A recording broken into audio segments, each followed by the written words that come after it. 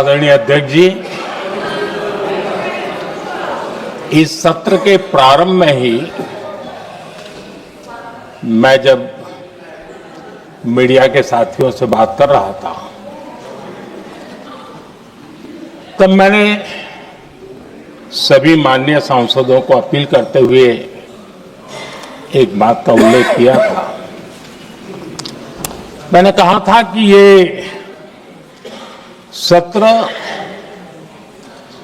भारत के विजयोत्सव का सत्र है।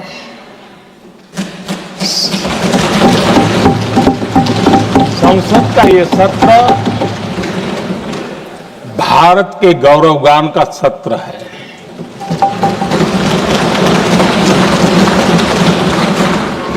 आदरणीय अध्यक्ष जी, जब मैं विजयोत्सव की बात कर रहा हूं तब मैं कहना चाहूंगा कि ये विजयोत्सव आतंकी हेडक्वार्टर्स को मिट्टी में मिलाने का है।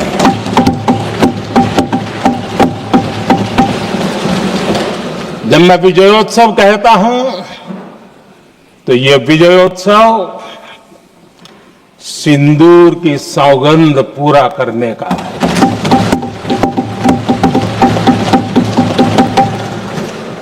मैं जब ये विजयोत्सव कहता हूं तो ये भारत की सेना के शौर्य और सामर्थ्य का विजय गाथा कह रहा है। जब मैं विजयोत्सव कह रहा हूं तो 140 करोड़ भारतीयों की एकता, इच्छा शक्ति, उसके एक अप्रतिम जीत का विजयोत्सव की बात करता हूं। आदरणीय अध्यक्ष जी, मैं इसी विजय भाव से इस सदन में भारत का पक्ष रखने के लिए खड़ा हुआ।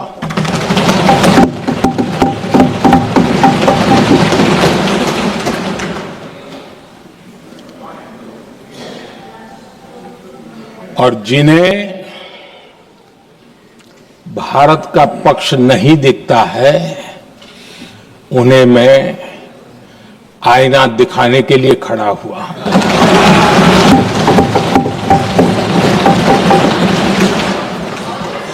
आदरणीय अध्यक्ष जी, मैं 140 करोड़ देशवासियों की भावनाओं में अपना स्वर मिलाने के लिए उपस्थित हुआ हूं।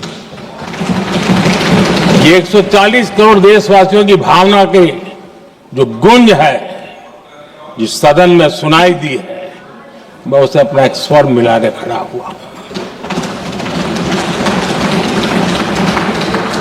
आदरणीय अध्यक्ष जी, ऑपरेशन सिंदूर के दरमियान जिस प्रकार से देश के लोगों ने मेरा साथ दिया, मुझे आशीर्वाद दिए, देश की जनता मुझ पर कर्ज है। मैं देशवासियों का आभार व्यक्त करता हूं। मैं देशवासियों का अभिनंदन करता हूं। आदरणीय अध्यक्ष जी, 22 अप्रैल को पहलगाम में जिस प्रकार की क्रूर घटना घटी, जिस प्रकार आतंकवादियों ने निर्दोष लोगों को उनका धर्म पूछ पूछ करके गोलियां मारी, ये क्रूरता की पराकाष्ठा थी। भारत को हिंसा की आग में झोंकने का ये सुविचारित प्रयास था। भारत में दंगे फैलाने की ये साजिश थी। मैं आज देशवासियों का धन्यवाद करता हूं कि देश ने एकता के साथ उस साजिश को नाकाम कर दिया।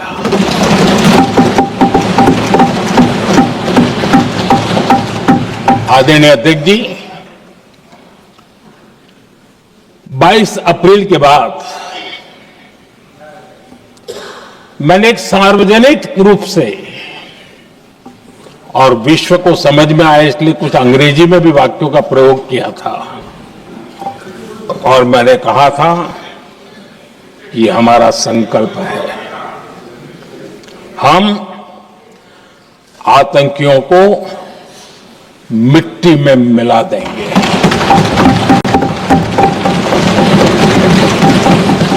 और मैंने सार्वजनिक रूप से कहा था, सजा उनके आकाओं को भी होगी और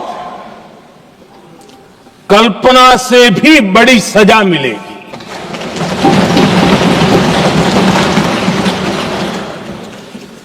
बाईस अप्रैल को मैं विदेश था, मैं तुरंत लौट के आया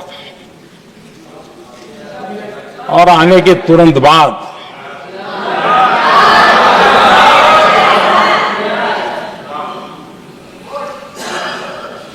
मैंने एक बैठक बुलाई और उस बैठक में हमने साफ साफ निर्देश दिए कि आतंकवाद को करारा जवाब देना होगा और ये हमारा राष्ट्रीय संकल्प है। आदरणीय अध्यक्ष जी, हमें हमारे सैन्य बलों की क्षमता पर पूरा विश्वास है, पूरा भरोसा है उनकी क्षमता पर, उनके सामर्थ्य पर, उनके साहस पर।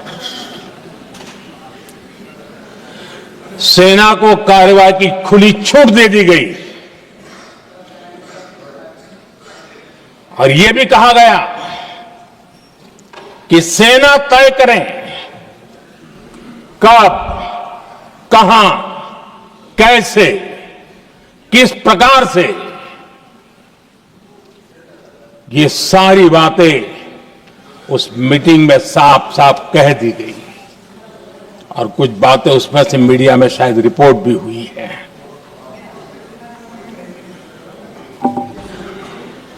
हमें गर्व है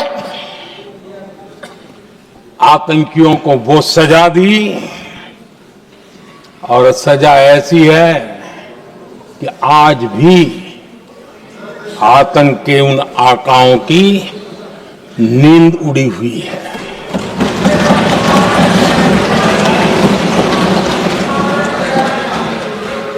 आदरणीय अध्यक्ष जी, मैं हमारी सेना की सफलता के उससे जुड़े भारत के उस पक्ष को सदन के माध्यम से देशवासियों के सामने रखना चाहता हूं। पहला पक्ष, पहलगाम हमले के बाद से ही पाकिस्तानी सेना को अंदाजा लग चुका था कि भारत कोई बड़ी कार्रवाई करेगा। उनके तरफ से न्यूक्लियर की धमकियों के भी बयान आना शुरू हो चुके थे। भारत ने 6 मई रात और 7 मई सुबह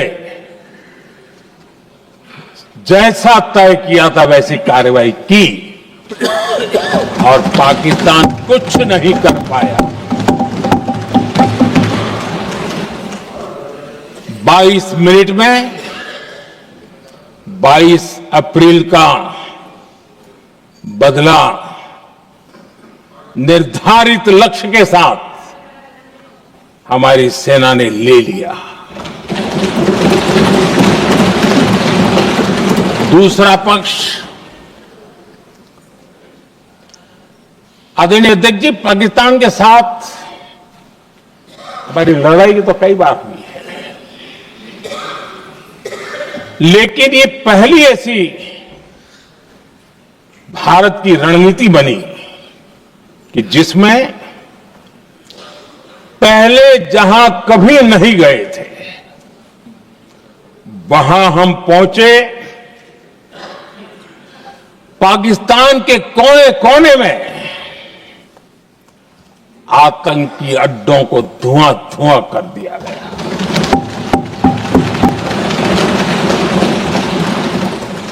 आतंक के गढ़ कोई सोच नहीं सकता कि वहां तक कोई जा सकता है।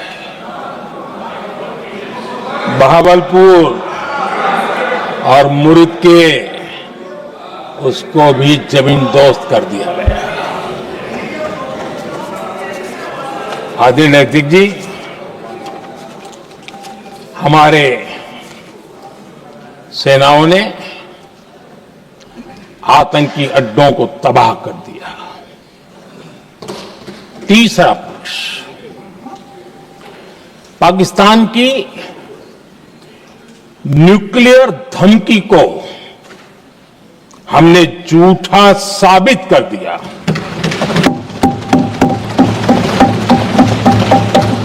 भारत ने सिद्ध कर दिया कि न्यूक्लियर ब्लैकमेलिंग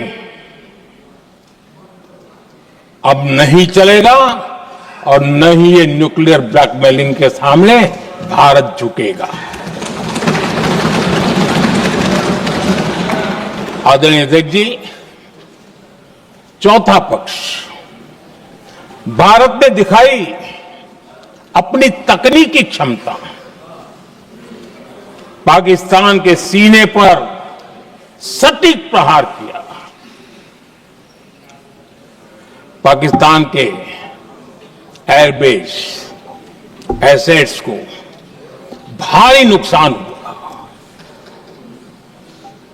और आज तक उनके कई एयरबेस आईसीयू में पड़े हैं। आज टेक्नोलॉजी आधारित युद्ध का युग है। ऑपरेशन सिंदूर इस महारत में भी सफल सिद्ध हुआ है।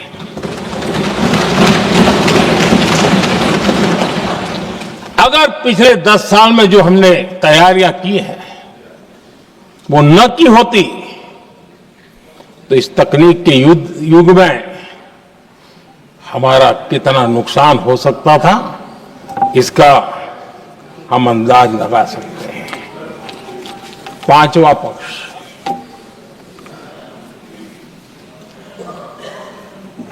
ऑपरेशन सिंदूर के दरमियान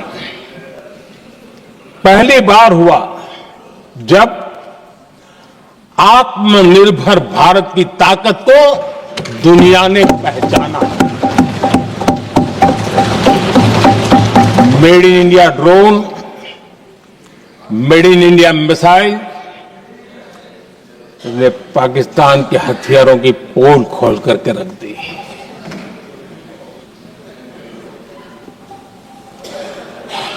आदरणीय अध्यक्ष जी, और भी एक महत्वपूर्ण काम जो हुआ है, वैसे जब राजीव गांधी जी थे उस समय उनके जो एक डिफेंस का काम देखने वाले एमओएस थे, उन्होंने जब मैंने सीडीएस की घोषणा की तो वो बहुत प्रसन्न होकर के मुझे मिलने आए थे और बहुत बहुत प्रसन्न थे वो। इस समय ऑपरेशन में नेवी, आर्मी, एयरफोर्स तीनों सेनाओं का ज्वाइंट एक्शन, इसके बीच की सिनर्जी, इसने पाकिस्तान के छक्के छुड़ा दिए।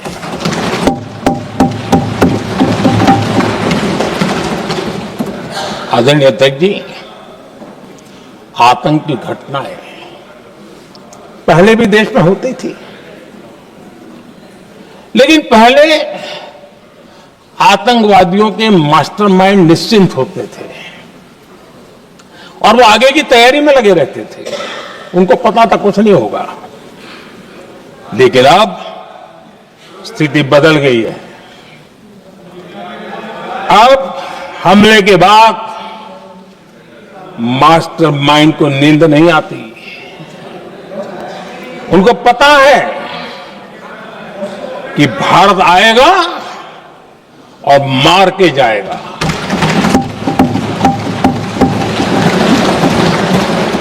ये न्यू नॉर्मल भारत ने सेट कर दिया है।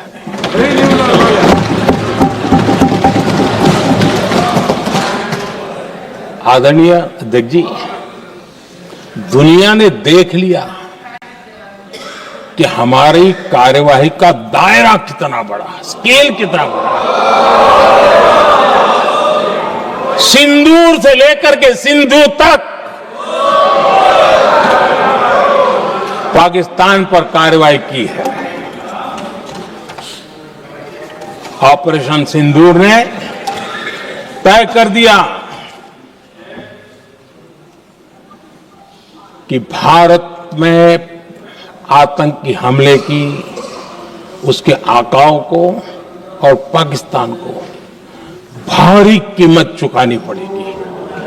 अब ऐसे ही नहीं जा सकते। आदरणीय अध्यक्ष जी, ऑपरेशन सिंदूर से स्पष्ट होता है कि भारत ने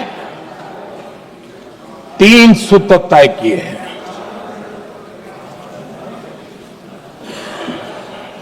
अगर भारत पर आतंकी हमला हुआ तो हम अपने तरीके से, अपनी शर्तों पर, अपने समय पर जवाब देकर के रहेंगे।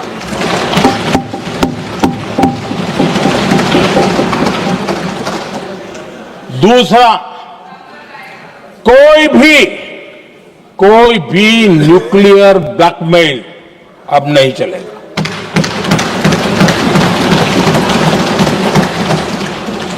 और तीसरा, हम आतंक की सरपरस्त सरकार और आतंक के आकाओं उनको अलग अलग नहीं देखेंगे। आदरणीय अध्यक्ष जी,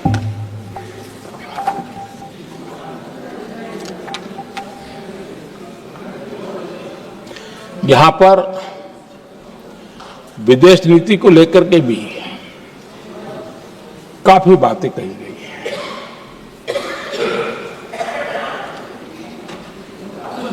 दुनिया के समर्थन को लेकर के भी काफी बातें कही गई हैं। मैं आज सदन में कुछ बातें पूरी स्पष्टता से कह रहा हूं। दुनिया में किसी भी देश ने भारत को अपनी सुरक्षा में कार्रवाई करने से रोका नहीं है।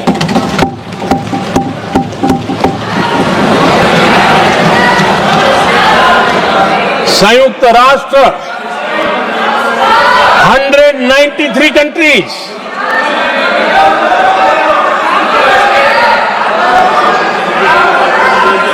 सिर्फ 3 देश 193 कंट्री में सिर्फ 3 देश ऑपरेशन सिंदूर के दौरान पाकिस्तान के समर्थन में बयान दिया था। Only 3 countries. क्वाड हो, ब्रिक्स हो, फ्रांस, रूस, जर्मनी, कोई भी देश का नाम ले लीजिए, तमाम देश दुनिया भर से भारत को समर्थन मिला है।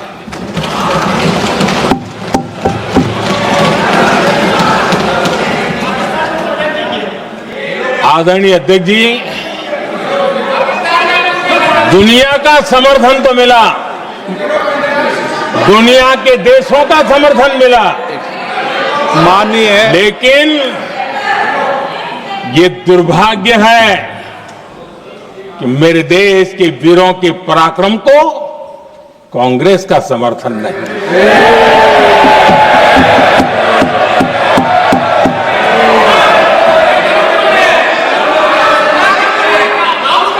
22 अप्रैल के बाद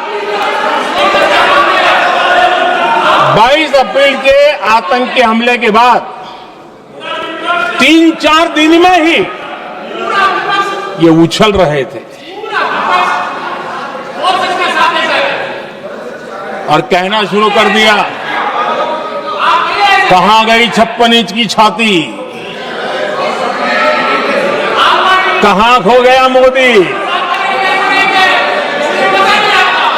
मोदी तो फेल हो गया। क्या मजा ले रहे थे, उनको लगता है वाह बाजी मार ली। उनको पहलगाम के निर्दोष लोगों की हत्या में भी वो अपनी राजनीति तराशते थे।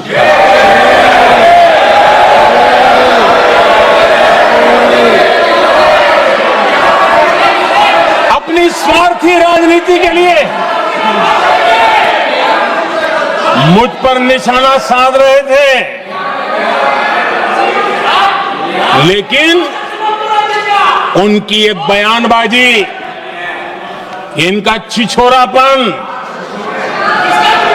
देश के सुरक्षा बलों का मनोबल गिरा रहा था। माननीय प्रतिपक्ष के नेता, एक मिनट, प्रतिपक्ष के नेता आपकी बात अपने ध्यान से सुनिए। आप बेटे कांग्रेस के और नेताओं को से ये उचित नहीं है आपके लिए। न भारत के सामर्थ्य पर भरोसा है और न ही भारत की सेनाओं पर। इसलिए वो लगातार ऑपरेशन सिंदूर पर सवाल उठा रहे हैं। ऐसा करके आप लोग मीडिया में हेडलाइंस तो ले सकते हैं, लेकिन देशवासियों के दिलों में जगह नहीं बना सकते।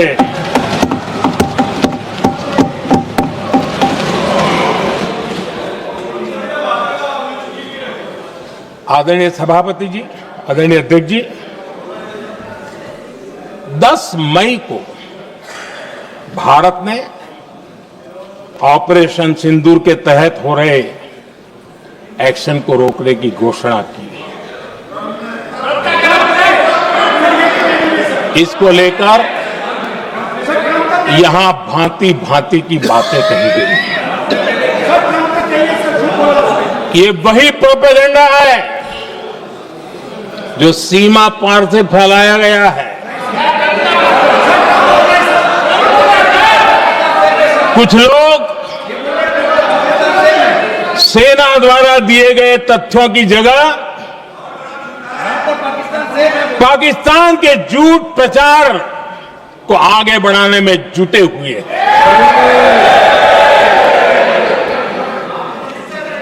जबकि भारत का रुख हमेशा स्पष्ट रहा है।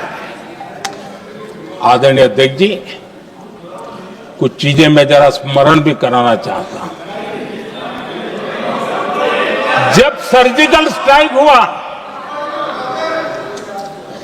उस समय हमने लक्ष्य तय किया था, हमारे जवानों को तैयार करके कि हम उनके इलाके में जाकर के आतंकियों के जो लॉन्चिंग पैड है उनको नष्ट करेंगे। और सर्जिकल स्ट्राइक, एक रात के उस ऑपरेशन में हमारे लोग सूर्योदय होते होते काम पूरा करके वापस आए। लक्ष्य निर्धारित था कि ये करना है। जब बालाकोट एयर स्ट्राइक किया तो हमारा लक्ष्य तय था कि आतंकियों के जो ट्रेनिंग सेंटर्स है, इस बार हम उसको तबाह करेंगे, और हमने वो भी करके दिखाया।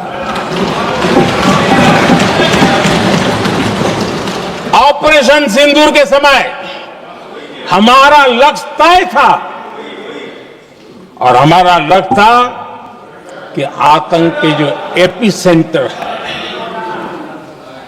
और पहलगाम के आतंकियों को जहां से पुरजोश योजना बनी, ट्रेनिंग मिली, व्यवस्था मिली, उस पर हमला करेंगे। हमने उनके नाभि पर हमला कर दिया।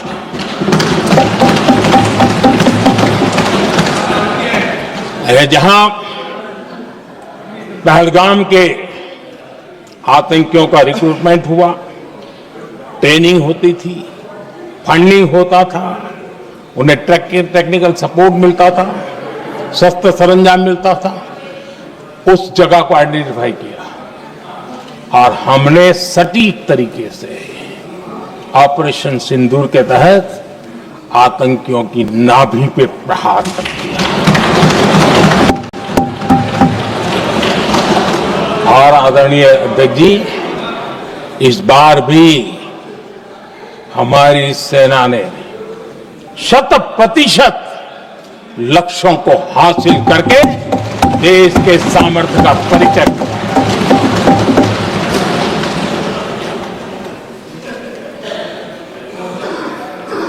कुछ लोग जानबूझकर के कुछ चीजें भूलने में इंटरेस्टेड होते हैं। देश भूलता नहीं है, देश को याद है। 6 रात और 7 मई सुबह ऑपरेशन हुआ था और 7 मई को सुबह भारत ने प्रेस कॉन्फ्रेंस हमारी सेना ने की और इस प्रेस कॉन्फ्रेंस में भारत ने स्पष्ट कर दिया था और पहले दिन से क्लियर था कि हमारा लक्ष्य है आतंकियों के आका, आतंकियों की जो व्यवस्थाएं जहां से होती है वो और उनके अड्डे, उनको हम ध्वस्त करना चाहते थे और हमने प्रेस कॉन्फ्रेंस में कह दिया था, हमने हमारा काम कर दिया है, हमने जो तय किया था पूरा कर दिया है। और इसलिए 6-7 मई को ऑपरेशन हमारा संतोषजनक होने के तुरंत बाद कल जो राजनाथ जी ने कहा था, मैं डंके की चोट पर दोबारा दोहराता हूं, भारत की सेना ने पाकिस्तान की सेना को चंद मिनटों में बता दिया कि हमारा ये लक्ष्य था, हमने लक्ष्य पूरा कर दिया है, ताकि उनको पता चले और हमें भी पता चले कि उनके दिल दिमाग में क्या चलता है।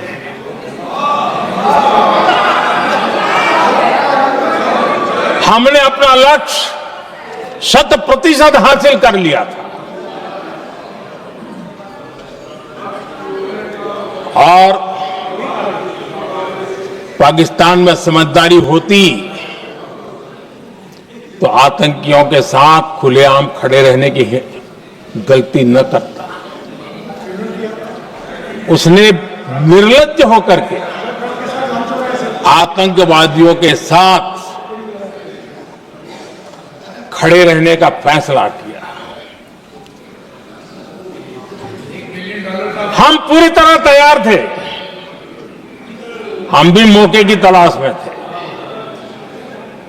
लेकिन हमने दुनिया को बताया था कि हमारा लक्ष्य आतंकवाद है, आतंकवादी आका है, आतंकवादी ठिकाने हैं, वो हमने पूरा कर दिया। लेकिन जब पाकिस्तान ने आतंकियों की मदद में आने का फैसला किया और मैदान में उतरने की हरकत की, तो भारत की सेना ने सालों तक याद रह जाए ऐसा करारा जवाब दे करके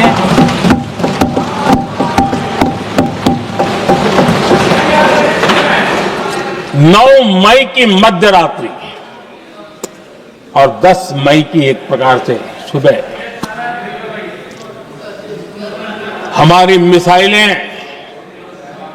उन्होंने पाकिस्तान के हर कोने में प्रचंड प्रहार किया, जिसकी पाकिस्तान ने कभी कल्पना नहीं की थी, और पाकिस्तान को घुटनों पर आने के लिए मजबूर कर दिया।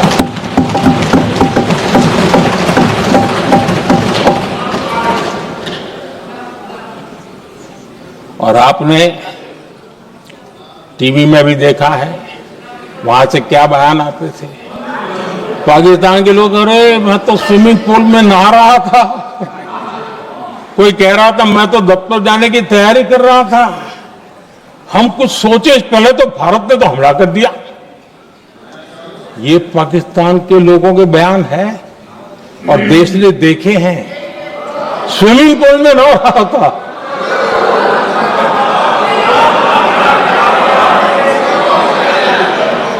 और जब इतना कड़ा प्रहार हुआ, पाकिस्तान ने कभी सोचा तक नहीं था, तब जाकर के पाकिस्तान ने फोन करके डीजीएमओ के सामने फोन करके गुहार लगाई, बस करो, बहुत मारा, अब ज्यादा मार झेलने की ताकत नहीं है, प्लीज हमला रोक दो। ये पाकिस्तान के डीजीएमओ का फोन था। और भारत ने तो पहले दिन ही कह दिया था, 7 तारीख सुबह की प्रेस देख लीजिए, कि हमने हमारा लक्ष्य पूरा कर दिया है, अगर आप कुछ करोगे तो महंगा पड़ेगा। और आप धीरे ऐसे कैसे चलता है? प्लीज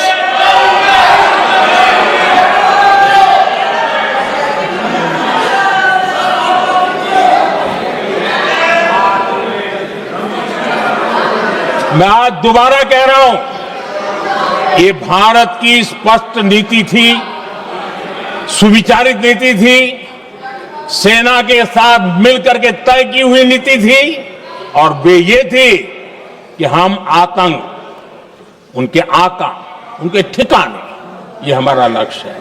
और हमने कहा, पहले दिन प्रेस कॉन्फ्रेंस में कहा है कि हमारा एक्शन नॉन एक्सेलेटरी है, ये हमने कह करके किया है। और इसके लिए साथियों हमने हमला रोका। अध्यक्ष जी,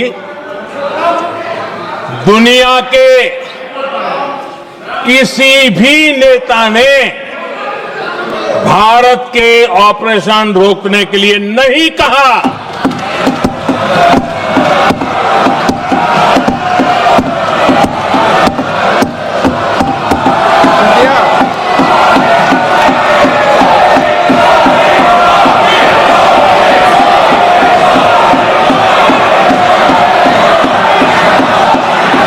उसी दौरान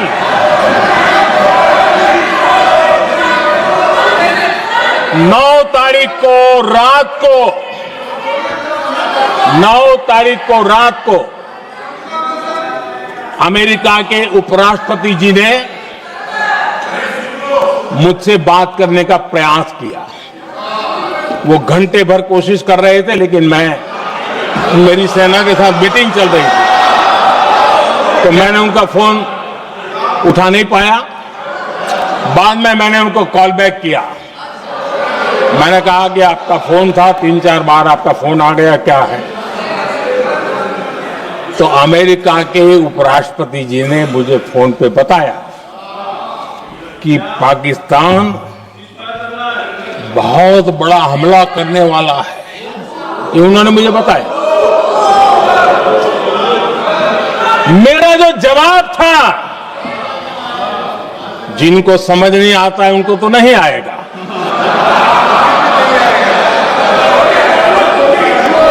मेरा जवाब था, अगर पाकिस्तान का ये इरादा है तो उसे बहुत महंगा पड़ेगा। ये मैंने अमेरिका के उपराष्ट्रपति को कहा।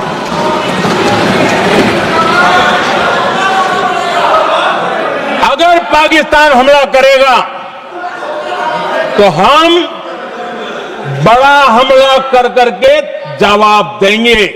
ये मेरा जवाब था। और आगे मेरा एक वाक्य था, मैंने कहा था हम गोली का जवाब गोले से देंगे।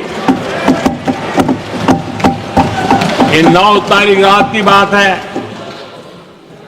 और 9 रात में और 10 सुबह हमने पाकिस्तान को सैन्य शक्ति को तहस नहस कर दिया था।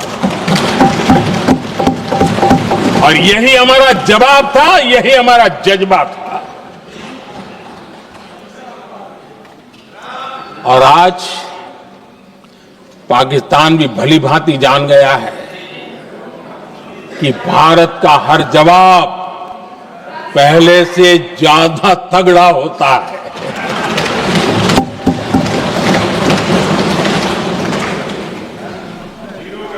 उसे यह भी पता है कि अगर भविष्य में नौबत आई तो भारत आगे कुछ भी कर सकता है। और इसलिए मैं फिर से लोकतंत्र के इस मंदिर में दोहराना चाहता हूं, ऑपरेशन सिंदूर जारी है।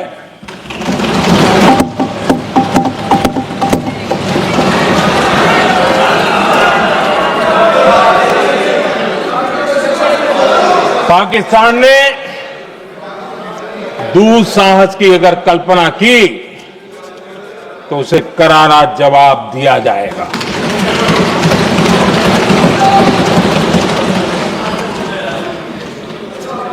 आदरणीय अध्यक्ष जी, आज का भारत आत्मविश्वास उससे भरा हुआ है। आज का भारत आत्मनिर्भरता के मंत्र को लेकर के पूरी शक्ति के साथ तेज गति से आगे बढ़ रहा है। देश देख रहा है भारत आत्मनिर्भर बनता जा रहा है। लेकिन देश ये भी देख रहा है कि एक तरफ तो भारत आत्मनिर्भरता की ओर तेज गति से आगे बढ़ रहा है, लेकिन कांग्रेस मुद्दों के लिए पाकिस्तान पर निर्भर होती जा रही है।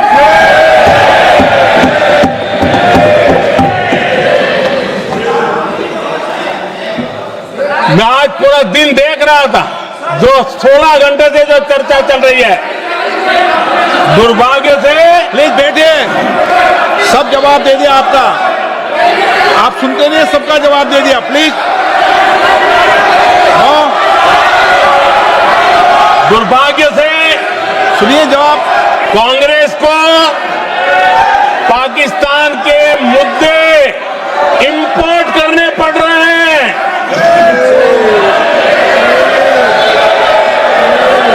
आदरणीय अध्यक्ष जी,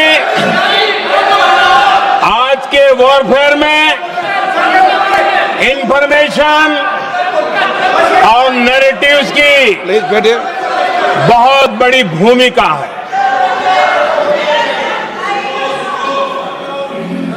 नैरेटिव घड़ करके, एआई का भी भरपूर उपयोग करके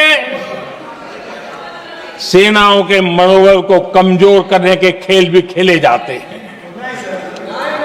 जनता के अंदर अविश्वास पैदा करने के भी भरपूर प्रयास होते हैं। दुर्भाग्य से कांग्रेस और उसके सहयोगी पाकिस्तान के ऐसे ही प्रपंच के प्रवक्ता बन चुके हैं।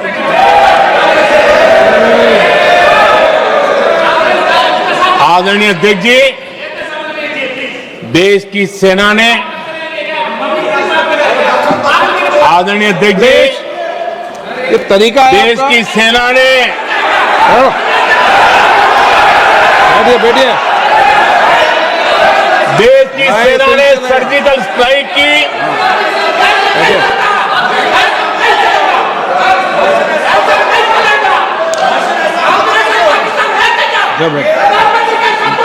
बैठिए।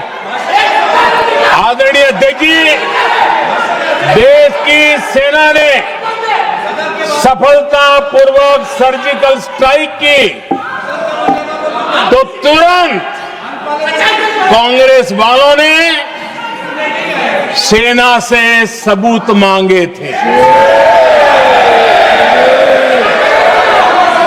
लेकिन जब उन्होंने देश का मूड देखा, देश का मिजाज देखा, तो सुर उनके बदलने लगे और बदल करके क्या कहने लगे? कांग्रेस के लोगों ने कहा ये सर्जिकल स्ट्राइक क्या बड़ी बात है, ये तो हमने भी की थी। एक ने कहा 3 सर्जिकल स्ट्राइक की थी, दूसरे ने कहा 6 सर्जिकल स्ट्राइक की थी, तीसरे ने कहा 15 सर्जिकल स्ट्राइक की थी। जितना बड़ा नेता उतना बड़ा आंकड़ा चल रहा था।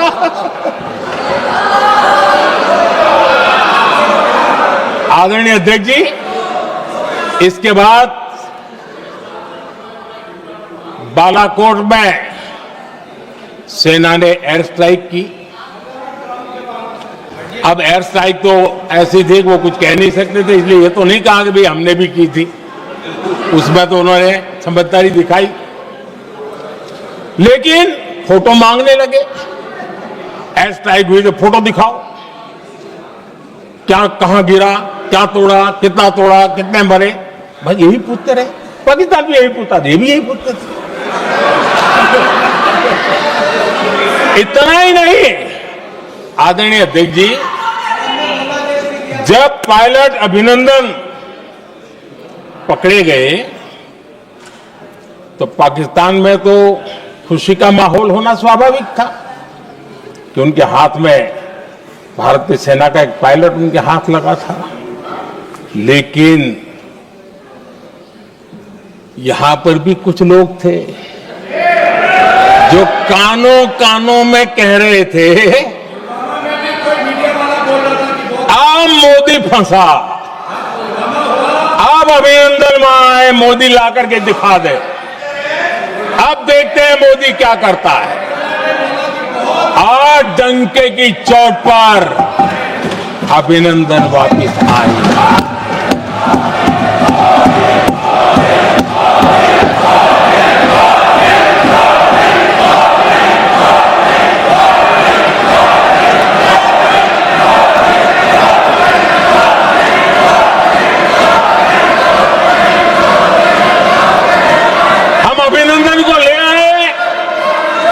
तो इनकी बोलती बंद हो गई।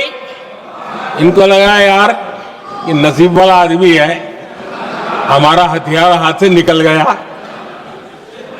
आदरणीय अध्यक्ष जी, पहलगाम हमले के बाद हमारा बीएसएफ का एक जवान पाकिस्तान के कब्जे में गया,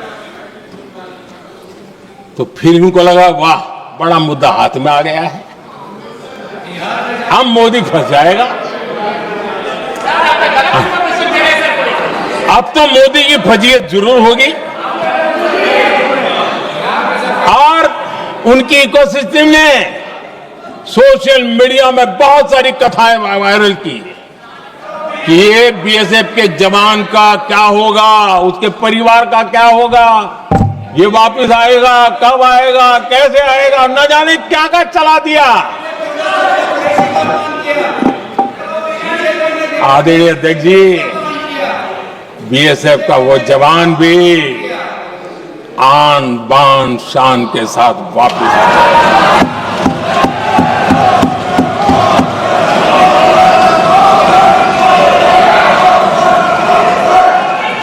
आतंकवादी रो रहे हैं, आतंकवादियों के आका रो रहे हैं और उनको रोते देखकर यहां भी कुछ लोग रो रहे हैं।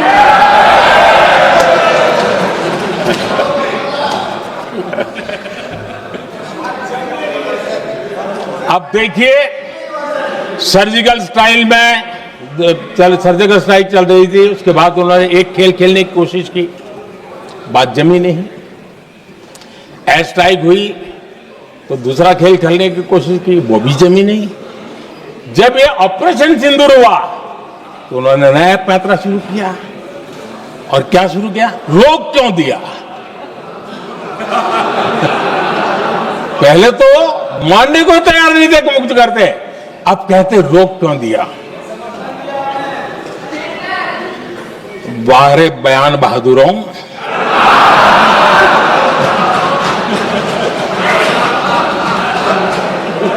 आपको विरोध का कोई न कोई बहाना चाहिए। और इसलिए सिर्फ मैं नहीं, पूरा देश आप पर हंस रहा है।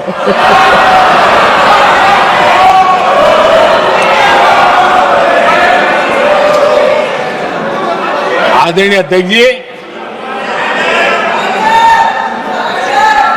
सेना का विरोध, सेना के प्रति एक पता नहीं नेगेटिविटी, ये कांग्रेस का पुराना रवैया रहा। देश ने अभी अभी करगिल विजय दिवस मनाया, लेकिन देश पूरी तरह जानता है कि उनके कार्यकाल में और आज तक करगिल के विजय को कांग्रेस ने अपनाया नहीं। न करगिल विजय दिवस मनाया है, न करगिल विजय का गौरव किया। इतिहास साक्षी है अध्यक्ष जी। जब डोकलाम में सैन्य हमारा शौर्य दिखा रहा था, तब कांग्रेस के नेता चुपके चुपके किससे ब्रीफिंग लेते थे, वो सारी दुनिया अब जान गई।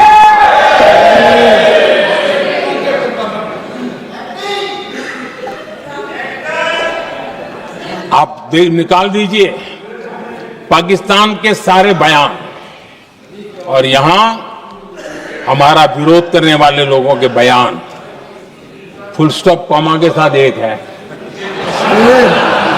क्या कहेंगे इसको? और बुरा लगता है सच बोलते हैं तो। पाकिस्तान के साथ सुर में सुर मिला दिया जाता है।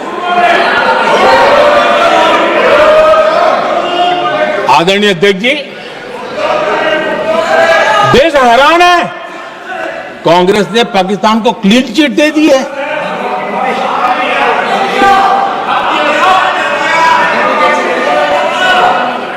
उनकी ये हिम्मत, और इनकी आदत जाती नहीं है, ये हिम्मत कि पहलगाम के आतंकी पाकिस्तानी थे, इसका सबूत दो।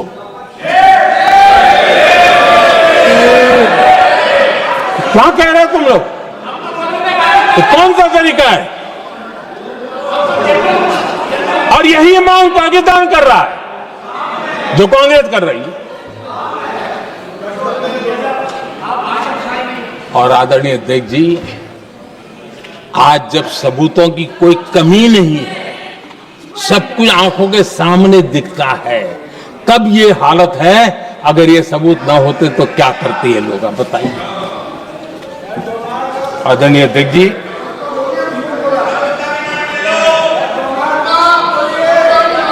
अध्यक्ष जी, ऑपरेशन सिंदूर के एक पार्ट की तरफ तो चर्चा भी बहुत होती है, ध्यान भी जाता है, लेकिन देश के लिए कुछ गौरव की क्षणें होती हैं, ताकत की परिचय होता है, उसकी तरफ भी ध्यान जाना बहुत आकर्षित है।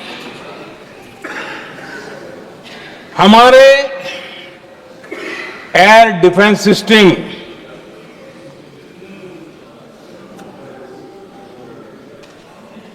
दुनिया में इसकी चर्चा है। हमारे एयर डिफेंस सिस्टम ने पाकिस्तान की मिसाइल और ड्रोन्स उसको तिनके की तरफ बिखेर दिया था।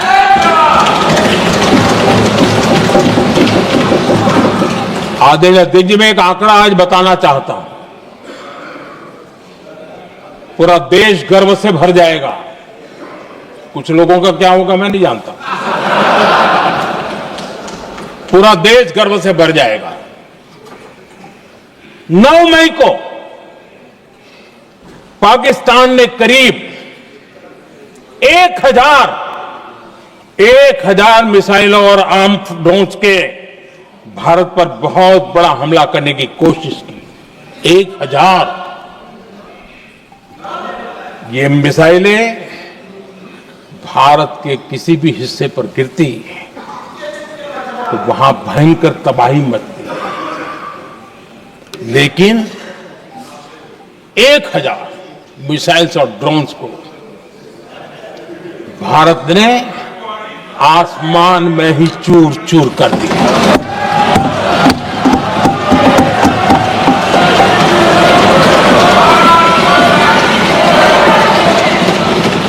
हर देशवासी को इससे गर्व हो रहा है।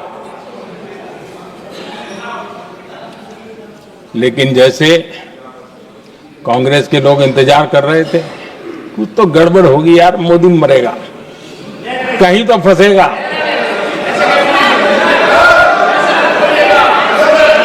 पाकिस्तान ने आदमपुर एयरबेस पर हमले का झूठ फैलाया, उस झूठ को बेचने की भरपूर कोशिश की, पूरी ताकत दी लगा दी। मैं अगले ही दिन आदमपुर पहुंचा और खुद जाकर के उनके झूठ को मैंने बेनकाब कर दिया। तब जाकर के उनको अकल ठिकाने लगी कि अब ये झूठ चलने वाला नहीं है। आदरणीय अध्यक्ष जी, जो हमारे छोटे दलों के साथी हैं, जो राजनीति में नए हैं, उनको कभी शासन में रहने का अवसर नहीं मिला, उनसे कुछ बातें निकलती मैं समझ सकता हूं। लेकिन कांग्रेस पार्टी ने इस देश में लंबे समय तक राज किया है, उसको शासन की व्यवस्थाओं का पूरा पता है, उन चीजों से वो निकले हुए लोग हैं, उनके लिए शासन व्यवस्था क्या होती इसकी समझ पूरी है, अनुभव है उनके पास। उसके बाद भी विदेश मंत्रालय तुरंत जवाब दे, उसको स्वीकारना नहीं। विदेश मंत्री जवाब दे, इंटरव्यू दे, बार बार बोले, उसको स्वीकारना नहीं। गृह मंत्री बोले, रक्षा मंत्री बोले, किसी पर भरोसा नहीं। जिसने इतने सालों तक राज किया, उनको देश की व्यवस्थाओं पर अगर भरोसा नहीं है, तब शक उठता है कि क्या हालत हो गई है इनकी। आदरणीय अध्यक्ष जी, अब कांग्रेस का भरोसा पाकिस्तान के रिमोट कंट्रोल से बनता है और बदलता है।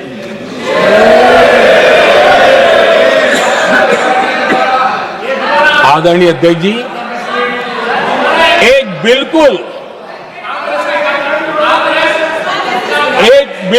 कांग्रेस के नए सदस्य, यानी उनको तो क्षमा करनी चाहिए, नए सदस्य को क्या कहेंगे, लेकिन कांग्रेस के आका जो उनको लिख करके देते हैं और उनसे बुलवाते हैं, खुद में हिम्मत नहीं है, उनसे बुलवाते हैं कि ऑपरेशन सिंदूर ये तो तमाशा था,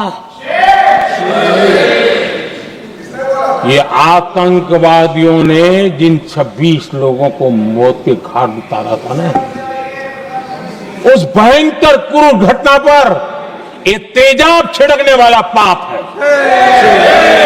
तमाशा कहते हो?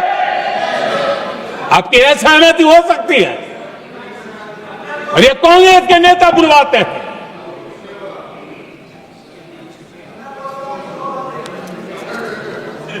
आदरणीय अध्यक्ष जी, पहलगाम के हमलावरों को कल हमारे सुरक्षा बलों ने ऑपरेशन महादेव करके अपने अंजाम तक पहुंचाया।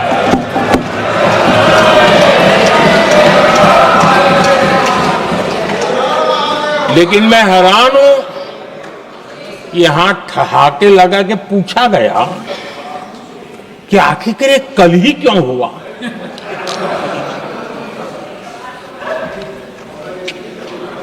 अब ये क्या हो गया है मुझे समझ नहीं आ रहा है। क्या ये ऑपरेशन के लिए कोई सावन महीने का सोमवार ढूंढा गया था क्या? क्या हो गया है इन लोगों को? हताशा, निराशा इस हद तक।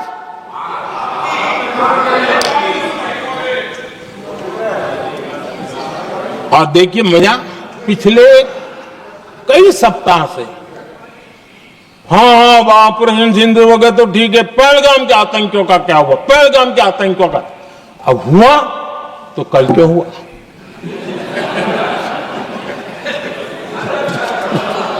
और कल ही क्यों हुआ? क्या हाल है अध्यक्ष जी का। आदरणीय अध्यक्ष जी,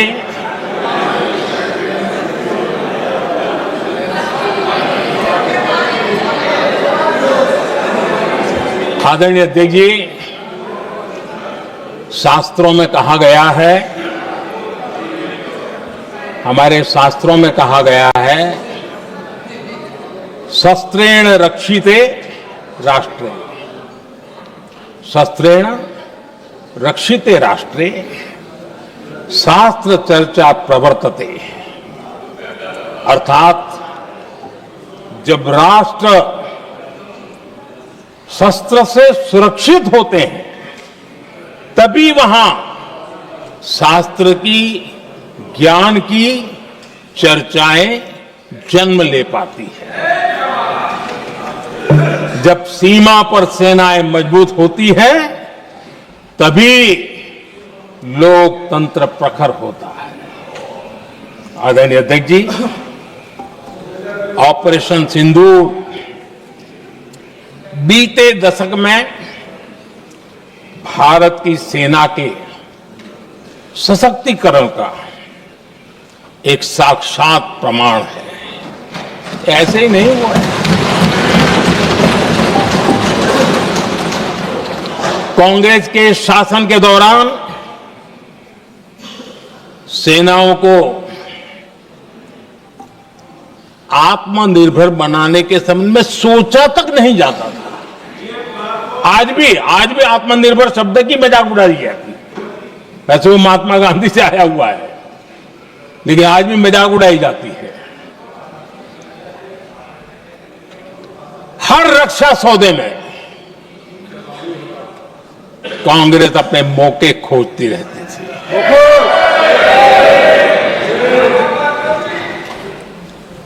छोटे छोटे हथियारों को लिए विदेशों पर निर्भरता, ये इनका कार्यकाल रहा है।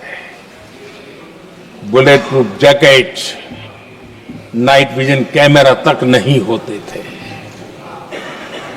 और लंबा लिस्ट है, जीप से शुरू होता है, बफो, हेलीकॉप्टर, हर चीज के साथ घोटाला जुड़ा हुआ है। आदरणीय अध्यक्ष जी, हमारी सेनाओं को आधुनिक हथियारों के लिए दशकों तक इंतजार करना पड़ा। आजादी के पहले, और इतिहास गवाह, एक जमाना था जब डिफेंस मैन्युफैक्चरिंग में भारत का आवाज सुनाई देती थी। जिस समय तलवारों से लड़ा जाता था ना, तब भी तलवारें भारत की श्रेष्ठ मानी जाती थी। हम डिफेंस के इक्विपमेंट में आगे थे। लेकिन आजादी के बाद जो एक मजबूत डिफेंस इक्विपमेंट मैन्युफैक्चरिंग का हमारा दायरा था, जो हमारा पूरा इकोसिस्टम था, उसको सोच समझ करके तबाह कर दिया गया। उसको दुर्बल किया गया।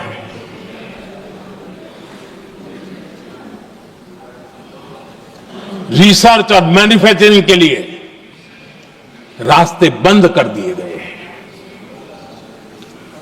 अगर इसी नीति पर हम चलते तो भारत इस 21वीं सदी में ऑपरेशन सिंदूर के संबंध में सोच भी नहीं सकता। यह हालत करके रखा हुआ था उन्होंने।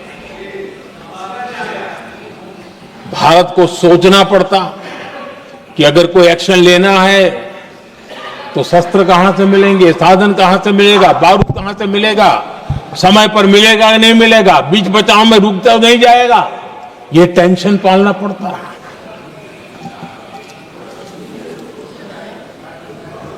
आदरणीय अध्यक्ष जी, बीते एक दशक में मेक इन इंडिया हथियार सेना को मिले, उन्होंने इस ऑपरेशन में बहुत निर्णायक भूमिका निभाई।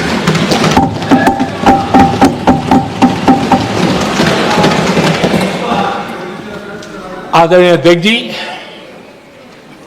एक दशक पहले भारत के लोगों ने संकल्प लिया, हमारा देश सशक्त, आत्मनिर्भर और आधुनिक राष्ट्र बने। रक्षा, सुरक्षा, हर क्षेत्र में बदलाव के लिए एक के बाद एक ठोस कदम उठाए गए, सीरीज ऑफ रिफॉर्म्स किए गए और देश में सेना में जो रिफॉर्म्स हुए हैं, जो आजादी के बाद पहली बार हुए। चीफ ऑफ डिफेंस स्टाफ की नियुक्ति, ये विचार कोई नया नहीं था, दुनिया में प्रयोग भी चलते हैं, भारत में निर्णय नहीं होते थे। हमने, ये बहुत बड़ा रिफॉर्म था, हमने किया और बहुत ही, मैं हमारी तीनों सेनाओं का अभिनंदन करता हूं कि इस व्यवस्था को उन्होंने दिल से सहयोग किया है, दिल से स्वीकार किया है। सबसे बड़ी ताकत ज्वाइंटनेस और इंटीग्रेशन की इस समय नेवी हो, एयरफोर्स हो, आर्मी हो, ये इंटीग्रेशन और ज्वाइंटनेस ने हमारी ताकत को अनेक गुना बढ़ा दिया और उसका परिणाम भी हमें नजर में आया है, ये हमने करके दिखाया है। सरकार की जो डिफेंस प्रोडक्शन की कंपनियां थी, उसमें हमने रिफॉर्म किए। शुरुआत में वहां पर आग लगाना, आंदोलन करवाना, हड़तालें करवाने के खेल चल रहे थे, अभी भी बंद नहीं हुए हैं, लेकिन देश हित को सर्वोपरि मान करके उन डिफेंस इंडस्ट्री के हमारे जो लोग थे सरकारी व्यवस्था में, उन्होंने इसको मन से लिया, रिफॉर्म को स्वीकार किया और वो भी आज बहुत प्रोडक्टिव बन गए। इतना ही नहीं, हमने प्राइवेट सेक्टर के लिए भी डिफेंस के दरवाजे खोल दिए हैं और आज भारत का प्राइवेट सेक्टर आगे आ रहा है। आज स्टार्टअप्स डिफेंस के क्षेत्र में हमारे 27-30 साल के नौजवान, टियर 2, टियर 3 सिटी के नौजवान, कई कुछ जगह तो बेटियां स्टार्टअप का नेतृत्व कर रही है। डिफेंस के सेक्टर में सैकड़ों की तादाद में आज स्टार्टअप काम कर रहे हैं। ड्रोन्स, एक प्रकार से मैं कह सकता हूं, ड्रोन्स की जितनी भी एक्टिविटी हमारे देश में हो रही है, शायद एवरेज 30-35 की उम्र होगी, जो लोग कर रहे हैं, वो सारे लोग, और सैकड़ों की तादाद में कर रहे हैं। और उसका ताकत, क्योंकि इनका भी योगदान था इसमें, जिन्होंने इस प्रकार के प्रोडक्शन किए हैं, और वो हमें ऑपरेशन सिंदूर में बहुत काम आए।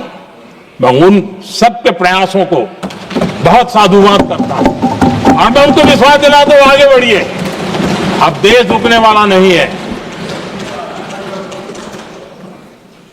आदरणीय अध्यक्ष जी, डिफेंस सेक्टर में मेक इन इंडिया ये नारा नहीं था, हमने इसके लिए बजट पॉलिसी में जो परिवर्तन करना था, जो नए इनिशिएटिव ले रहे थे, वो नए इनिशिएटिव लिए।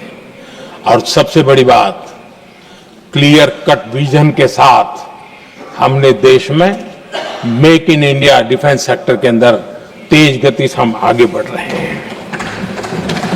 आदरणीय अध्यक्ष जी, एक दशक में डिफेंस का बजट लगभग पहले से 3 गुना हुआ है। डिफेंस प्रोडक्शन में करीब करीब 250% वृद्धि हुई है, 250% वृद्धि हुई है। 11 वर्षों में डिफेंस एक्सपोर्ट 30 गुना से भी ज्यादा बढ़ा है, 30 गुना से ज्यादा। डिफेंस एक्सपोर्ट आज दुनिया के करीब 100 देशों तक हम पहुंचे। और आदरणीय अध्यक्ष जी, कुछ चीजें ऐसी होती हैं जो इतिहास में बहुत बड़ा प्रभाव छोड़ती हैं। ऑपरेशन सिंदूर ने डिफेंस का जो मार्केट है उसमें भारत का झंडा गाड़ दिया है। भारत के हथियारों की डिमांड आज बढ़ती चली जा रही है, मांग बढ़ रही है। ये भारत में उद्योगों को भी बल देगी, एमएसएमई को बल देगी, हमारे नौजवानों को रोजगार देगी और हमारे नौजवान अपनी बनाई चीजों से दुनिया में अपनी ताकत का प्रदर्शन कर पाएंगे। ये आज दिख रहा है, मैं देख रहा हूं। डिफेंस के क्षेत्र में जो आत्मनिर्भर भारत की दिशा में हम जो कदम उठा रहे हैं, मैं हैरान हूं। कुछ लोगों को आज भी तकलीफ हो रही है, जैसे उनका खजाना लूट गया। ये कौन सी मानसिकता है? देश को ऐसे लोगों को पहचानना होगा। आदरणीय अध्यक्ष जी, मैं स्पष्ट करना चाहता हूं, डिफेंस में भारत का आत्मनिर्भर होना ये आज की शस्त्रों की स्पर्धा में के काल में विश्व शांति के लिए भी जरूरी है।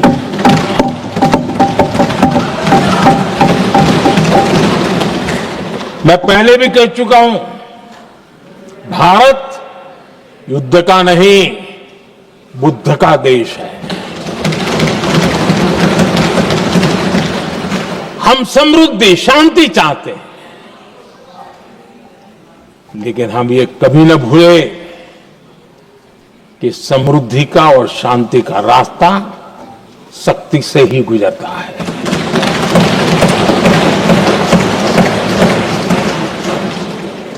आदरणीय अध्यक्ष जी, हमारा भारत छत्रपति शिवाजी महाराज, महाराजा रणजीत सिंह, राजेंद्र चोला, महाराणा प्रताप, लसित बोरफुकन और महाराजा सुहेलदेव का देश है।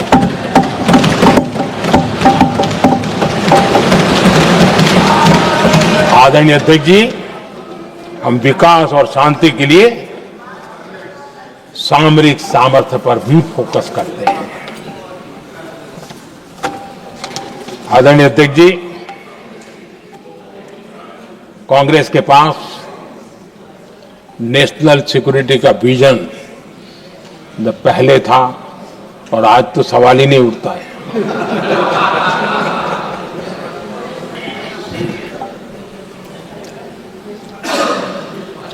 कांग्रेस ने हमेशा नेशनल सिक्योरिटी पर समझौता किया। आज जो लोग पूछ रहे हैं पीओके को वापस क्यों नहीं लिया, वैसे ये सवाल मुझे ही पूछ सकते हैं और किसको पूछ सकते हैं।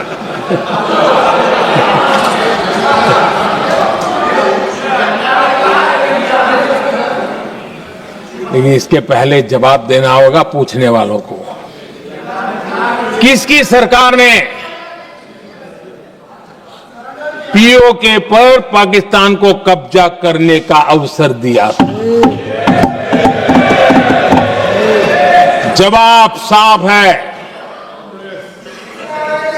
जवाब साफ है। जब भी मैं नेहरू जी की चर्चा करता हूं तो कांग्रेस और उसका पूरा इकोसिस्टम बिलबिला जाता है, पता नहीं क्या है। आदरणीय अध्यक्ष जी, हम एक शेर सुना करते थे, मुझे ज्यादा इसका ज्ञान तो नहीं है लेकिन सुनते थे। लम्हों ने खता की और सदियों ने सजा पाई। आजादी के बाद से ही जो फैसले लिए गए उनकी सजा आज तक देश भुगत रहा है।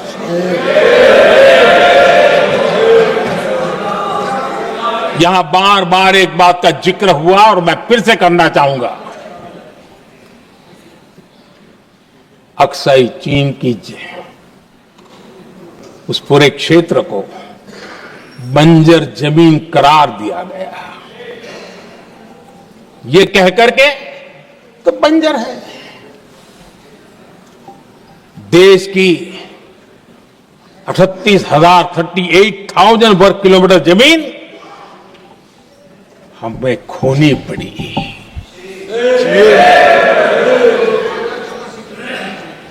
आदरणीय अध्यक्ष जी, मैं जानता हूं मेरी कुछ बातें चुभने वाली है। 1962 और 1963 के बीच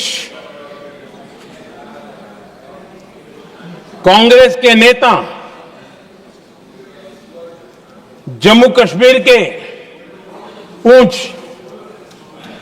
उरी, नीलम वैली और किशनगंगा को छोड़ देने का प्रस्ताव रख रहे थे। भारत की भूमि, आदरणीय अध्यक्ष जी, और वो भी लाइन ऑफ पीस के नाम पर किया जा रहा था। 1966 रण ऑफ कच्छ पर इन्हीं लोगों ने मध्यस्थता स्वीकार की। ये था उनका राष्ट्रीय सुरक्षा का विजन।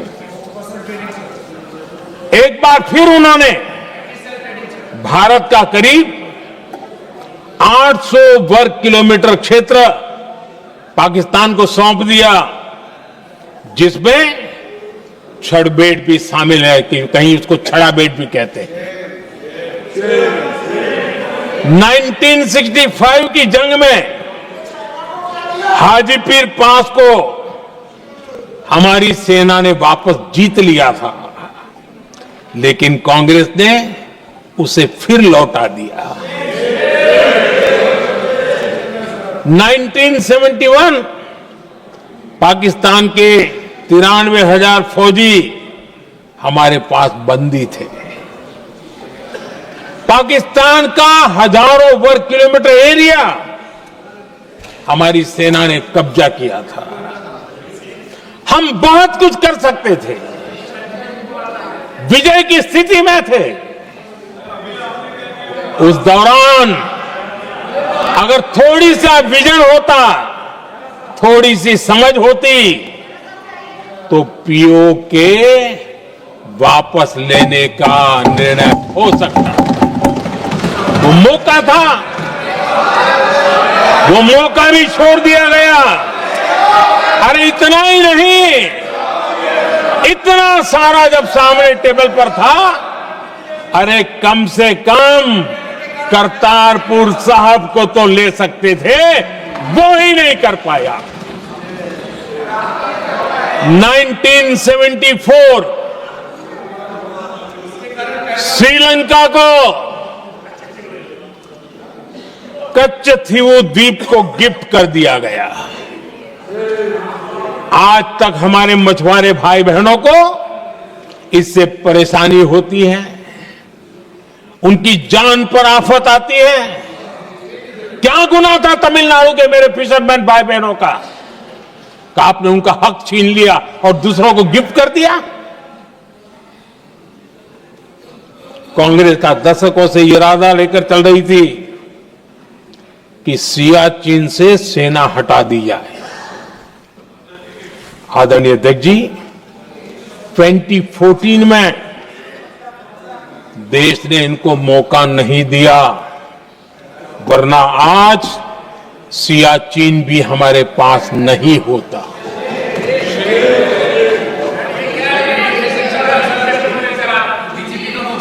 आदरणीय अध्यक्ष जी, आजकल कांग्रेस के जो लोग हमें डिप्लोमेसी का पाठ पढ़ा रहे हैं, मैं उन्हें उनकी डिप्लोमेसी याद दिलाना चाहता हूं ताकि उनको भी कुछ याद रहे, पता चले। 26/11 जैसे भयंकर हमले के बाद बहुत बड़ा आतंकी हमला था। कांग्रेस का पाकिस्तान से प्रेम नहीं रुका। इतनी बड़ी घटना 26/11 की हुई थी। विदेशी दबाव में हमले के कुछ हफ्तों के भीतर ही कांग्रेस सरकार ने पाकिस्तान से बातचीत शुरू कर दी। आदरणीय अध्यक्ष जी, कांग्रेस सरकार ने 26/11 की इतनी बड़ी घटना के बाद भी एक भी डिप्लोमेट को भारत से बाहर निकालने की हिम्मत नहीं की। छोड़ो, इधर एक वीजा तक कैंसिल नहीं किया, एक वीजा तक कैंसिल नहीं कर पाए थे। देश पर पाकिस्तानी स्पॉन्सर बड़े बड़े हमले होते गए, लेकिन यूपीए सरकार ने पाकिस्तान को मोस्ट फेवर्ड नेशन का दर्जा देकर रखा था। वो कभी वापस नहीं लिया था। एक तरफ देश मुंबई के हमले का ये न्याय मांग रहा था, दूसरी तरफ कांग्रेस पाकिस्तान के साथ व्यापार करने में लगी थी।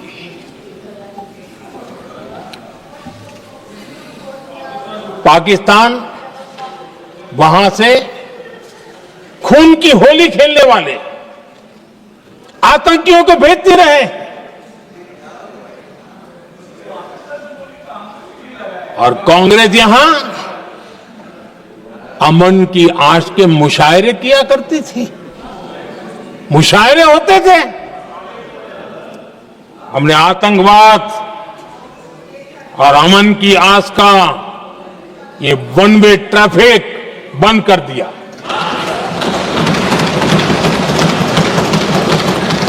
हमने पाकिस्तान का MFN का दर्जा रद्द किया, वीजा बंद किया।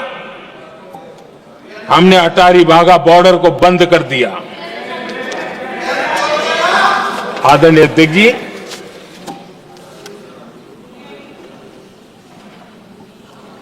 भारत के हितों को गिरवी रख देना ये कांग्रेस की पार्टी की पुरानी आदत है।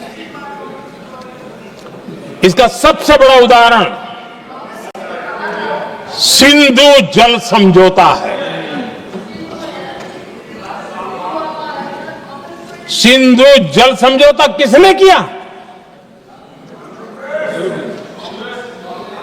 नेहरू जी ने किया। और मामला किससे जुड़ा था? भारत से निकलने वाली नदियां, हमारे यहां से निकली हुई नदियां, उसका वो पानी था।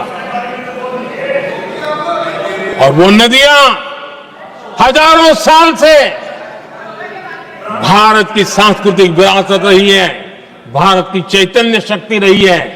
भारत को सुजलाम सुफलाम बनाने में उन नदियों का बहुत बड़ा योगदान रहा है। सिंधु नदी जो सदियों से भारत की पहचान हुआ करती थी, उसी से भारत जाना जाता था। लेकिन नेहरू जी और कांग्रेस ने सिंधु और झेलम जैसी नदियों पर विवाद के लिए पंचायत किसको दी? वर्ल्ड बैंक को दी। वर्ल्ड बैंक फैसला करे क्या कर रहा है, नदी हमारी, पानी हमारा।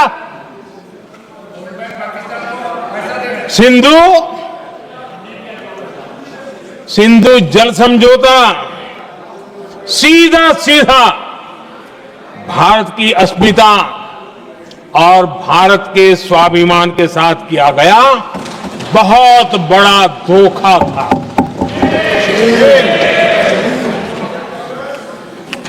आदरणीय अध्यक्ष जी, आज के देश के युवा ये बात सुनते होंगे तो उनको भी आश्चर्य होगा कि ऐसे लोग थे हमारे देश का काम करते थे।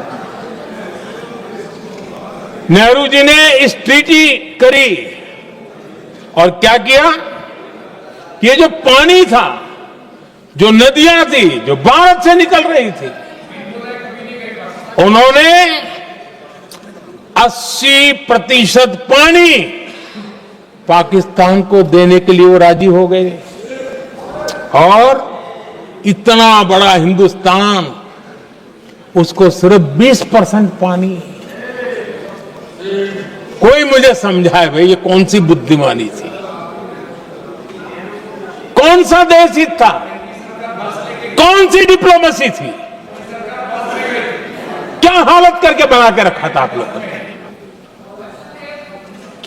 इतनी बड़ी आबादी वाला हमारा देश, हमारे यहां से निकलती हुई ये नदियां, और सिर्फ 20% पानी, और 80% पानी उन्होंने उसको दिया जो देश खुलेआम भारत को अपना दुश्मन करार कर देता रहा है, दुश्मन कहता रहा। और ये पानी पर किसका हक था? हमारे देश के किसानों का, हमारे देश के नागरिकों का, हमारा पंजाब, हमारा जम्मू कश्मीर, देश के एक बहुत बड़े हिस्से को इन्होंने पानी के संकट में धकेल दिया इस एक कारण से। और राज्यों के भीतर भी पानी को लेकर के आपस में संघर्ष पैदा हुई है, प्रतिस्पर्धा पैदा हुई, और उनका जिस पर हक था उस पर पाकिस्तान मौज करता रहा। और ये दुनिया में अपनी डिप्लोमेसी के पाठ पढ़ाते रहते हैं। आदरणीय अध्यक्ष जी, अगर ये ट्रीटी न होती तो पश्चिमी नदियों पर कई बड़ी परियोजनाएं बनती। पंजाब, हरियाणा, राजस्थान और दिल्ली, वहां के किसानों को भरपूर पानी मिलता, पीने के पानी की कोई समस्या नहीं रहती। औद्योगिक प्रगति के लिए भारत बिजली बना पाता। इतना ही नहीं, नेहरू जी ने इसके उपरांत करोड़ों रुपए भी दिए ताकि पाकिस्तान नहर बना सके।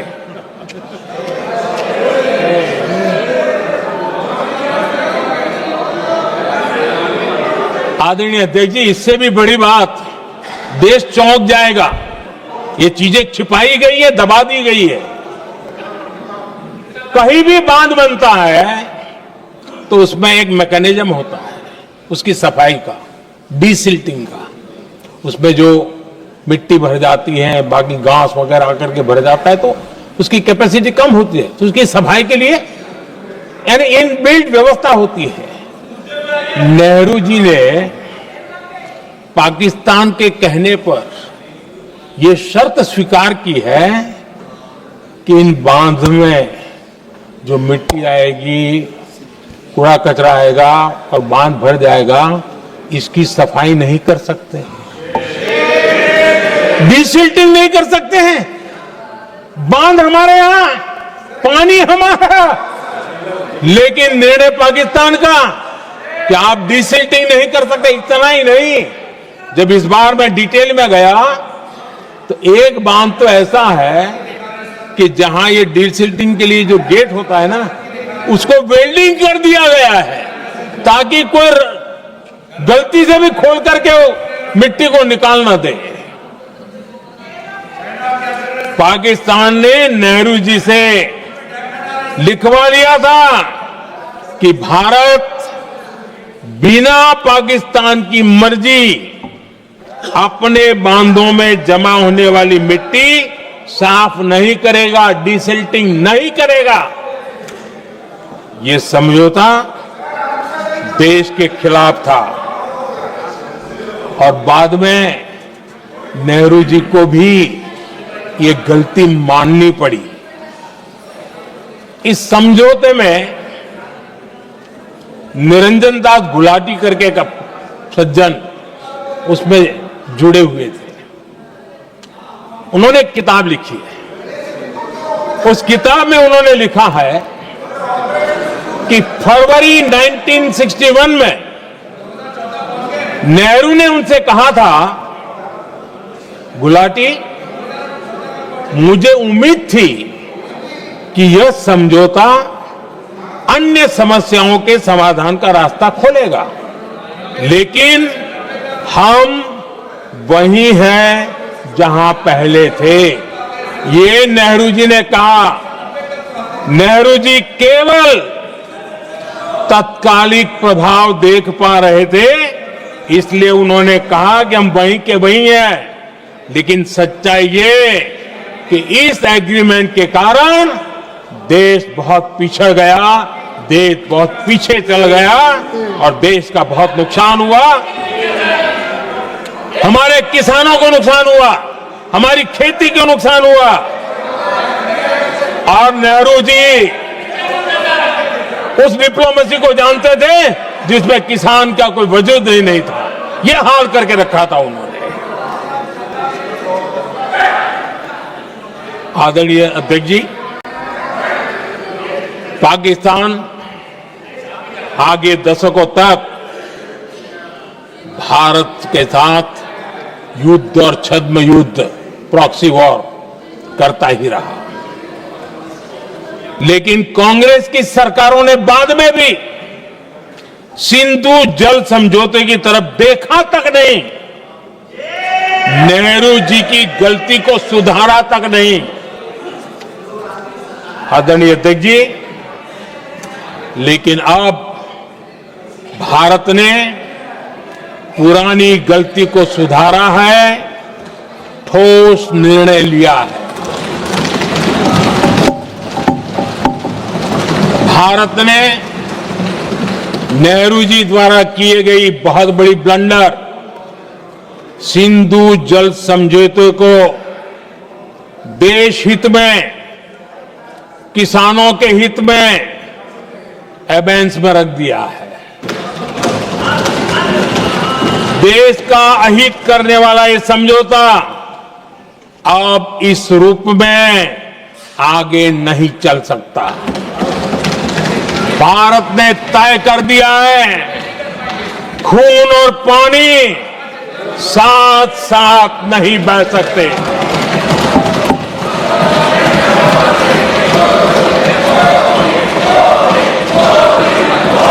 माननीय सदस्य, आप बहुत देर हो गई, आप उपनेता हैं, ये तरीका आप बैठे बैठे टोकते हैं, प्लीज, ये शोभा नहीं देता आपके लिए। बैठिए बैठिए बैठिए, आदरणीय, बैठिए, शोभा नहीं देता आपका। अध्यक्ष जी, आप उपनेता, अपनी मर्यादा बना के रखें। चलिए बैठिए। वहां बैठे साथी आतंकवाद पर लंबी लंबी बातें करते हैं। जब ये सत्ता में था, जुड़े हुए हैं, जब इनको राज करने का अवसर मिला था, तब देश का हाल क्या है, क्या रहा था, वो आज भी देश भूला नहीं है। 2014 से पहले देश में असुरक्षा का जो माहौल था, अगर वो आज याद भी करे ना तो लोग सिहर जाते हैं। आदरणीय अध्यक्ष जी, हम सबको याद है, जो नई पीढ़ी के बच्चे हैं उनको पता नहीं है, हम सबको पता है। हर जगह पर अनाउंसमेंट होता था, रेलवे स्टेशन पर जाओ, बस स्टैंड पर जाओ, एयरपोर्ट पर जाओ, बाजार में जाओ, मंदिर में जाओ, कहीं पर भी जाओ, जहां भी भीड़ होती है, कोई भी लावारिस चीज दिखे छूना मत, पुलिस को तुरंत जानकारी देना, वो बम हो सकता है। हम 2014 तक यही सुनते आए थे, ये हालात करके रखा था। देश के कोने कोने में यही हाल था।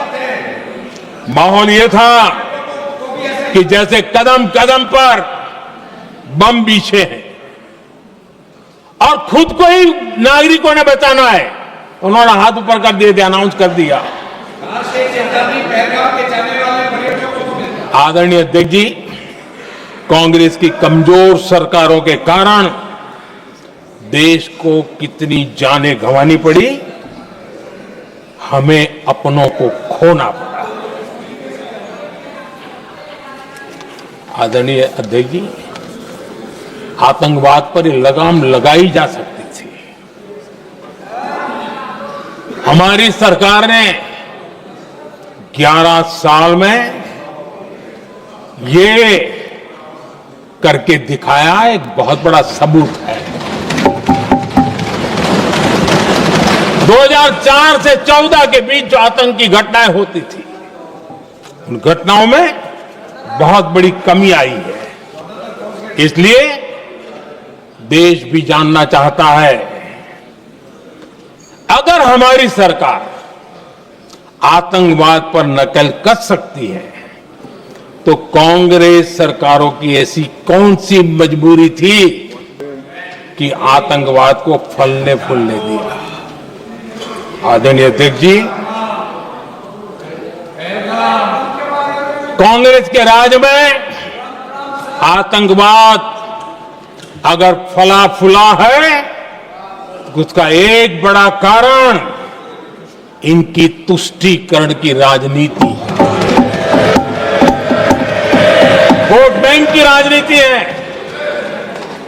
जब दिल्ली में बाटला हाउस एनकाउंटर हुआ, कांग्रेस के एक बड़ी नेता के आंख में आंसू थे, आतंकवादी मारे गए इसके कारण। और वोट पाने के लिए इस बात को हिंदुस्तान के कोने कोने में पहुंचाया गया। आदरणीय अध्यक्ष जी, 2001 में देश की संसद पर हमला हुआ था। तब कांग्रेस के एक बड़े नेता ने अफजल गुरु को बेनिफिट ऑफ डाउट देने की बात कही थी। आदरणीय अध्यक्ष जी, मुंबई में 26/11 का इतना बड़ा आतंकी हमला हुआ, एक पाकिस्तानी आतंकी जिंदा पकड़ा गया। पाकिस्तान की मीडिया ने, दुनिया ने यह स्वीकार किया कि पाकिस्तानी है, लेकिन यहां कांग्रेस पार्टी इतना बड़ा पाकिस्तान का पाप, इतना बड़ा पाकिस्तानी आतंकी हमला, और ये क्या खेल खेल रहे थे? वोट बैंक की राजनीति के लिए क्या कर रहे थे? कांग्रेस पार्टी इसको भगवा आतंक सिद्ध करने में जुटी हुई है।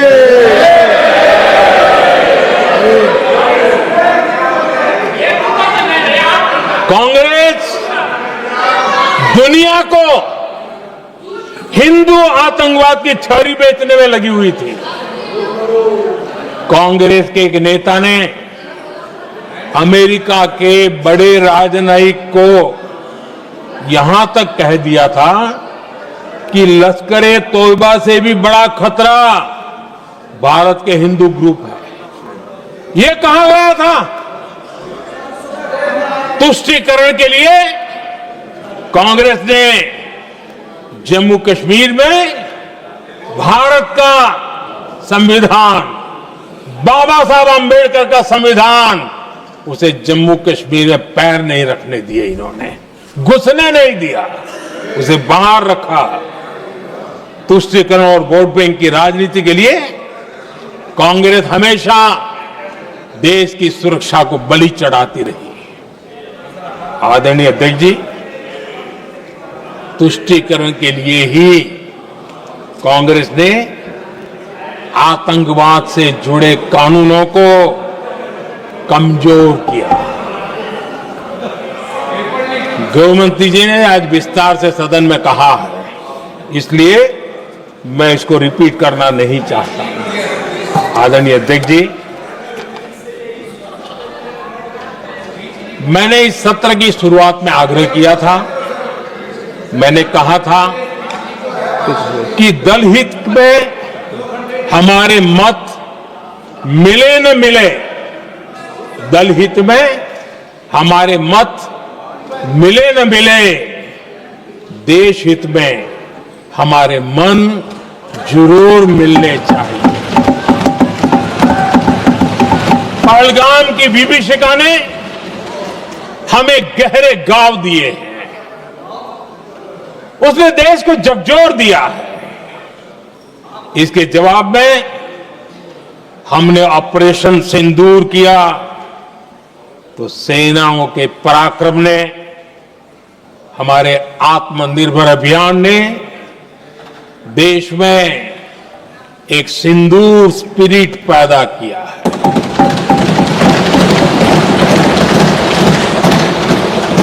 ये सिंदूर स्पिरिट हमने तब भी देखी जब दुनिया भर में हमारे प्रतिनिधि मंडल भारत की बात बताने गए।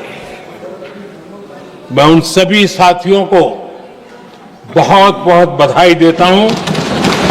आपने बहुत ही प्रभावी ढंग से भारत की बात डंके की चोट पर दुनिया के सामने रखी। लेकिन मुझे दुख इस बात का है, हैरानी भी है, जो खुद को कांग्रेस के बड़े नेता समझते हैं, उनके पेट में दर्द हो रहा है कि भारत का पक्ष दुनिया के सामने क्यों रखा गया।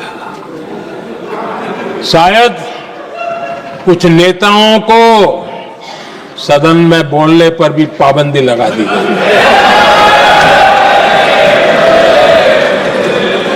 आदरणीय अध्यक्ष जी, इस मानसिकता से बाहर निकलने की जरूरत है।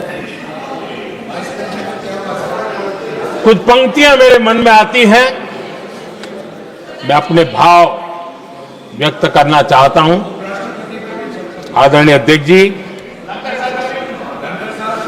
करो चर्चा और इतनी करो, करो चर्चा और इतनी करो कि दुश्मन दहशत से दहल उठे, दुश्मन दहशत से दहल उठे। रहे ध्यान बस इतना ही, रहे ध्यान बस इतना ही, मान सिंदूर और सेना का प्रश्नों में भी अटल रहे। हमला मां भारती पर हुआ अगर, तो प्रचंड प्रहार करना होगा। दुश्मन जहां भी बैठा हो, हमें भारत के लिए ही जीना होगा। मेरा कांग्रेस के साथियों से आग्रह है कि एक परिवार के दबाव में पाकिस्तान को क्लीन चिट देना बंद कर दें। जो देश की विजय की क्षण है, कांग्रेस उसे देश के उपहास का क्षण न बनाए। कांग्रेस अपनी गलती सुधारे। मैं आज सदन में फिर स्पष्ट करना चाहता हूं, अब भारत आतंक की नर्सरी में ही आतंकियों को मिट्टी में मिलाएगा।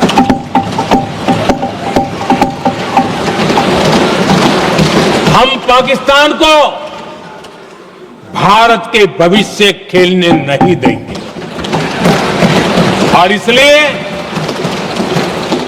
ऑपरेशन सिंदूर खत्म नहीं हुआ है, ऑपरेशन सिंदूर जारी है। और ये पाकिस्तान के लिए भी नोटिस है, वो जब तक भारत के खिलाफ आतंक का रास्ता रोकेगा नहीं, तब तक भारत एक्शन लेता रहेगा।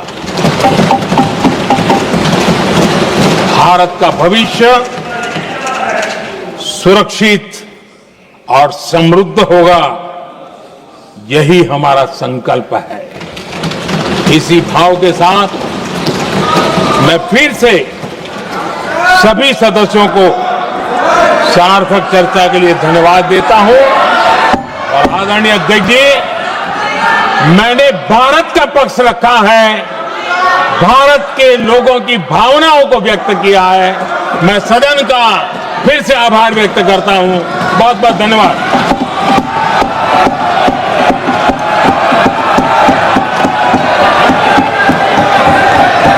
सभा की कार्रवाई बुधवार दिनांक 30 जुलाई 2025 को प्राप्त 11 बजे तक के लिए स्थगित की जाती है।